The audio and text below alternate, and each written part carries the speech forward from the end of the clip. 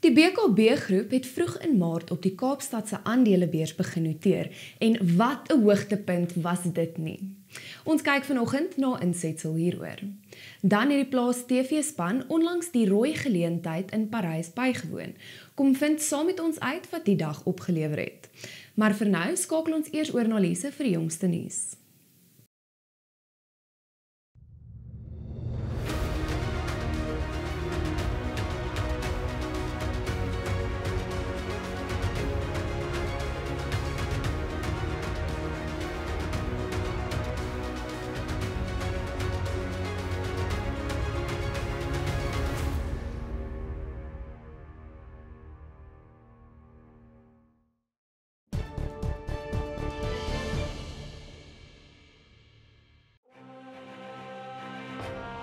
Syngenta, bringing plant potential to life.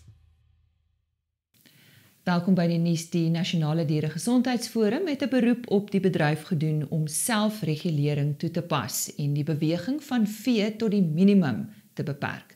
Dit volg na die jongste uitbreking van bek-en-klauseer in die Potchefstroom omgewing. Die organisasie sê enige nuwe diere wat op 'n eiendom of plaas ontvang word, moet eers in kwarantyne geplaas word.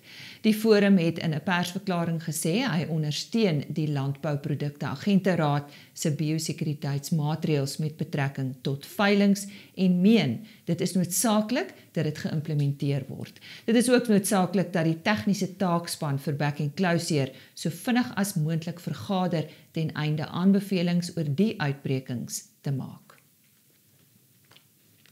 Die Cape Wool's Merino aanwyser vir nie RWS wol het van dese week met 1,5% gedaal, terwyl die aanwyser vir RWS wol met 3,9% gedaal het teenoor die vorige veiling. Die aanwyser het teen onderskeidelik R163,70 per kilogram en R185,45 per kilogram gesluit. Heinrich Victor van OVK gee nou terugvoer.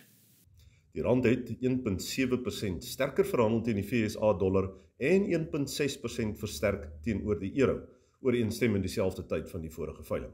Nou volhoubaar gesertifiseerde wol het 56,7% van die merino wol aanbod uitgemaak. Afwaartse druk is egter oor die algemeen ervaar, te midde van die sterke rand en onseker marktoestande wat wêreldwyd heers.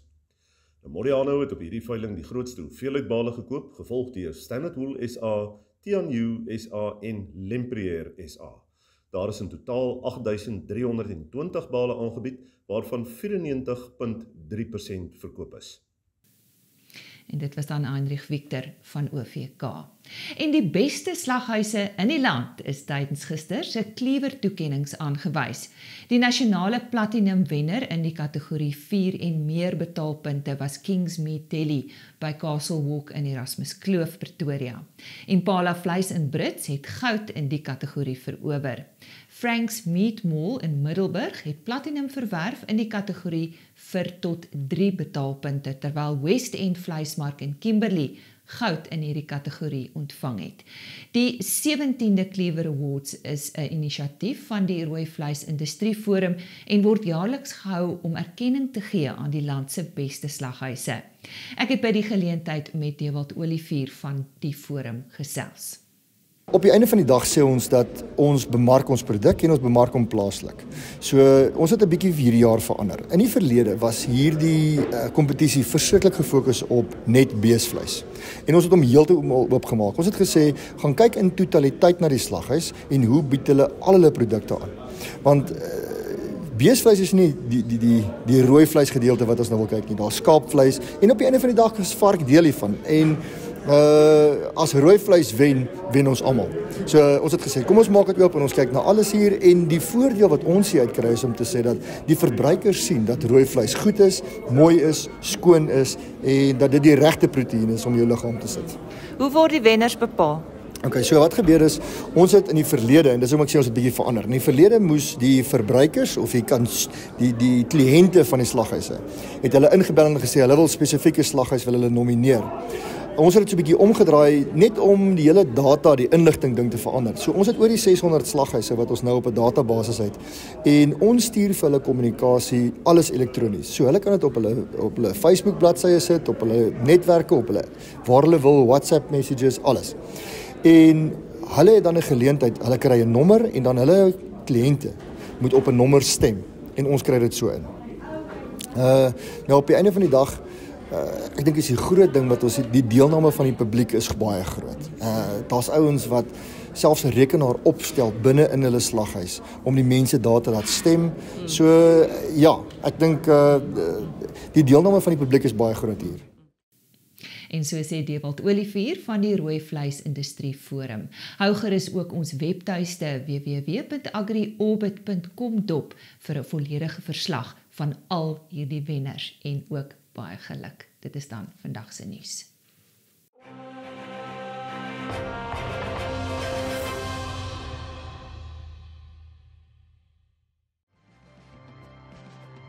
BKB, die betroubare tuiste van landbou.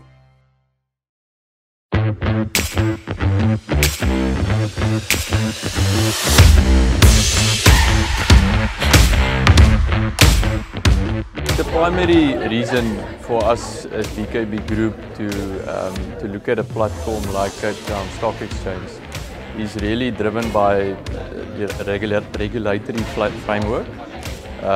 So, first and foremost, we need a platform to be able to trade our shares. And I think going forward in the future, it should create more liquidity. And as we grow, it also gives us access to easier, basically, to capital markets. For BKB as a business, our producers are still key to us. But bear in mind that a lot of them are also our shareholders. So I think the key benefit is just the ease that there will be to actually be able to trade their shares. Apart from the reason that we've got about 4,600 shareholders, which will make it much easier for them to trade shares and for the price discovery around that, we've got a more public face now, and there's some regulation that the exchange put in place, which is also good for a company, that we have some sort of outside oversight from an independent body. Yes, BKB is 103 years old this year. Since 1998, it's been a publicly traded company and now publicly listed. And it's important for us to be able to go for another 103 years and create value not only for our shareholders as shareholders, but also for our customers and all our other stakeholders, employees, and the broader communities where we operate. We've got a footprint of over 400 sites and where we are involved in a lot of the smaller local communities, and it's important for us to make sure that those communities can go on farming.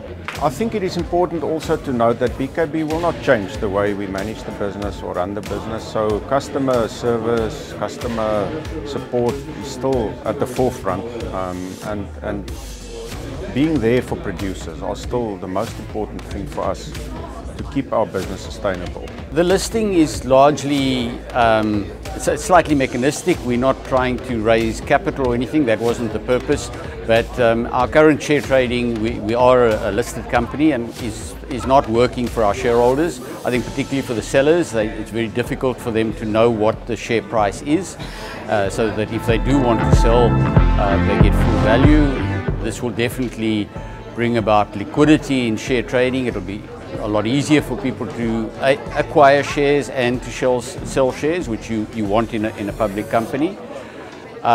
We are very strong in livestock and will remain there, but we've got such a dominant position in that market that it's difficult for us to expand market share on a horizontal way there, and that is why we've diversified into other things.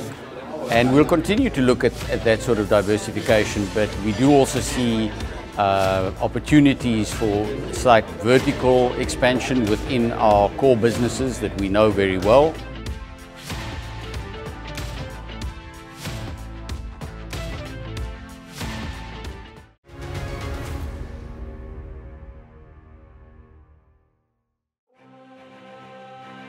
JSE, let's connect. Goeiemôre kykers, die rooi vleispryse het bietjie swaar getrek in week 11 van die jaar. Die A2 beeskarkasprys het met 2.1% gedaal, terwyl die C2 6.5% afgekom het in prys en die speenkalfprys ook 0.5% gedaal het. Skaapvleis aanbetref, A2 lamkarkasse 1.5% goedkoper, terwyl die C2 karkasprys 2.5% gestyg het en die speenlamprys 3.6% af is. Goeie nuus is dat die varkvleisprys begin styg het en 0.8% hoër is as die vorige week. Hierdie week se wolveiling het die responsible wooler standard skoonwol met 3.9% in prys gedaal en alhoewel haar bokhaarveiling was 165 ton bokhaar wat aangebied was, so groot volume, laat dit oor 2 dae moes plaasvind en die pryse sal eers volgende week bekend gemaak word. Grane aanbetref, geelmielies en koring onderskeidelik met 3.1 en 3.4% gestyg week op week, terwyl die sojaboonprys met 3.1% gedaal het en sonneblomme 3.2% duurder is. Die rand het sy stewig geloop hier voor teenoor vernaamste geldeenhede, 1.4% sterker teenoor die dollar week op week en 1.9% sterker teenoor die euro.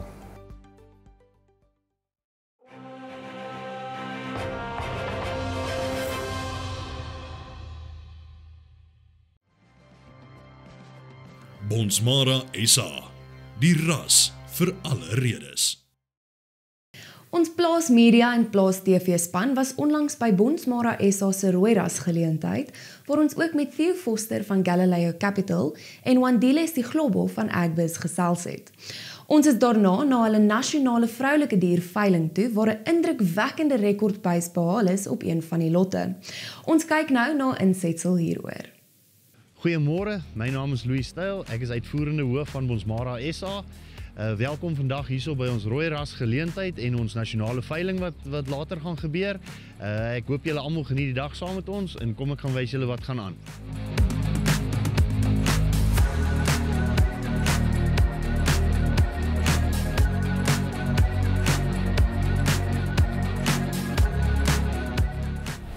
As jy kyk na die politiek en die impak daarop op landbou, dink ek 'n mens moet eers die politiek in 2 of 3 verdeel. Aan die een kant die regerende party, die ANC, hoewel hulle die munisipale verkiesing rondom 45% gekry het, is hulle steeds 2 keer so groot so die tweede grootste party.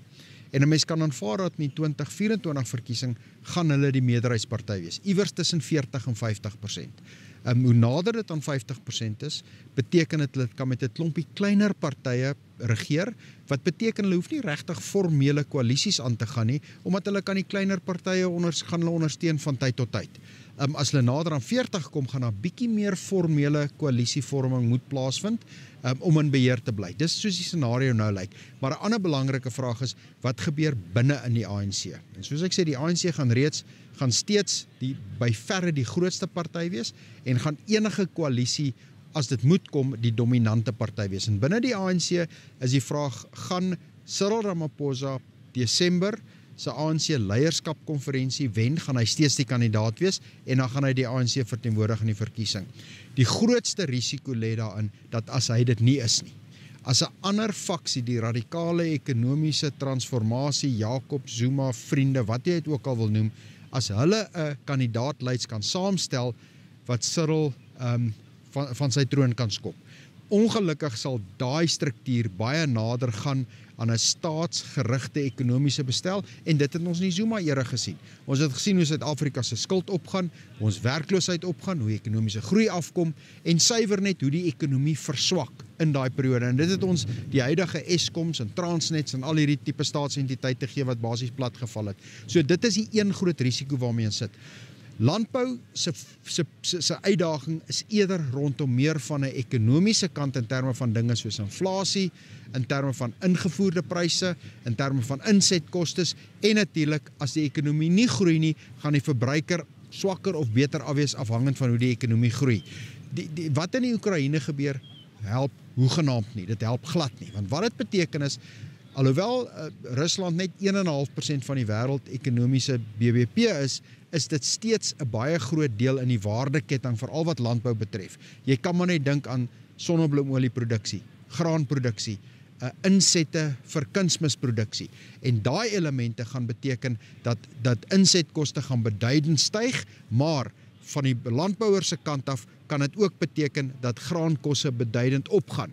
As jy egter aan die ander kant sit, byvoorbeeld, jy het as 'n graan is deel van jou insette, soos in 'n boerderybesigheid, in 'n beesboerderybesigheid, dan kan hierdie knyptang baie moeilik raak. My voorspelling is dat inflasie gaan verseker opgaan. Daar's geen kwessie daar nie. Voedselinflasie, brandstofinflasie, inflasie gaan opgaan. En hierdie balans tussen inflasie, rentekoerse en ekonomiese groei gaan al moeiliker wees. Dit was reeds moeilik voor die Oekraïense oorlog. Die regering se besluit om hoe vinnig rentekoerse of die Reservebank se besluit om hoe vinnig rentekoerse op te skuif, sodat jy nie ekonomiese groei te nakom nie. Nou is jou probleem, inflasie is baie hoër, rentekoers druk gaan hoër wees en jou ekonomie kom maar net uit COVID uit. So dis hierdie balans tussen hierdie 3 faktore en hoe 'n sentrale bank dit gaan bestuur en natuurlik hoe die regering dit gaan bestuur, wat ek dink uitdaging gaan wees net volgende klompie maande. Natuurlik, hoe lank of hoe kort of hoe moeilik of hoe maklik die Oekraïne-Rusland krisis uitspeel, kan 'n rol speel in tot in watter mate hierdie permanent is, tot watter mate hierdie 'n jaar of 2 is en of dit 'n langtermynprobleem gaan bly.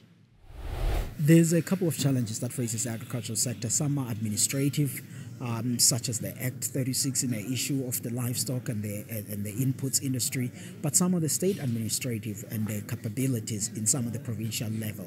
There's also an issue to be said about infrastructure, bad roads in central South Africa in many areas, ports issues at the Transnet and the others. But in all of these, what's important is that they are now being highlighted, and there's questions about can there be partnerships to resolve some of these issues. So number of challenges, but I think as long as both business and government are coming together on the table, we could be able to solve some.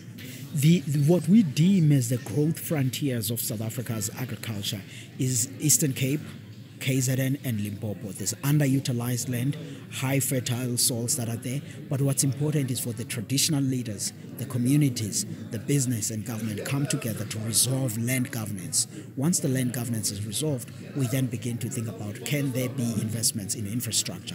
Some infrastructure can be invested by private sector, but there's basic one that such as roads, water and electricity that the government will need to lead, and the SOEs, the efforts into that. And I think once that is done, that's where we will get an extra inch of growth and extra inch of jobs. And what Professor Mohamed Karan and the others, when they talked about the 1 million jobs, they were referring to those areas coming into full production and then adding to what we already do. And that's what we could do to actually really add a bit of meat in what we are already doing.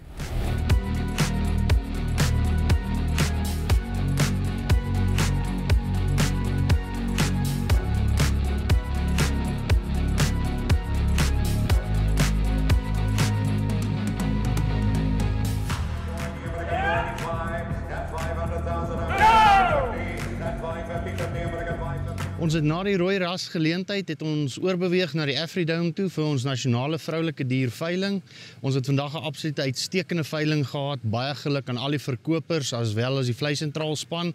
En ek moet net lot 9 uitlig wat deur Elof Miller van Tambourine Borane gekoop is. Dit was 'n diere gewees van Ab George Bonsmaras en dit is verkoop vir R550,000 wat 'n rekordprys is. Ons is baie tevrede met die veiling. Baie dankie dat julle saamgekuier het vandag en ons sien julle weer en die Bonsmara bedryf sien uit om julle hierdie veilingseisoen te verwelkom. Dankie baie.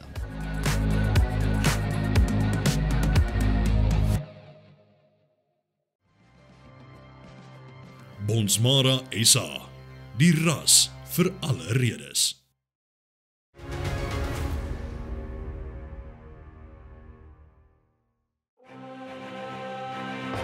BKB, die betroubare tuiste van landbou.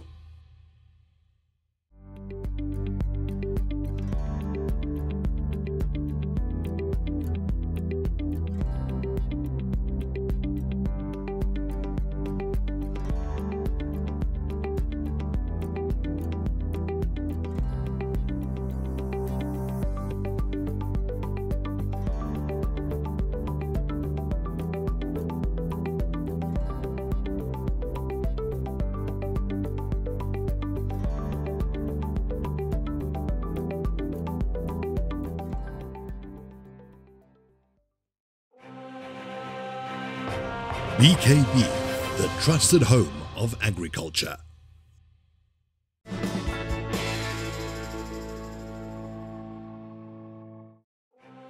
Elanco, we are driven by our vision of food and companionship enriching life.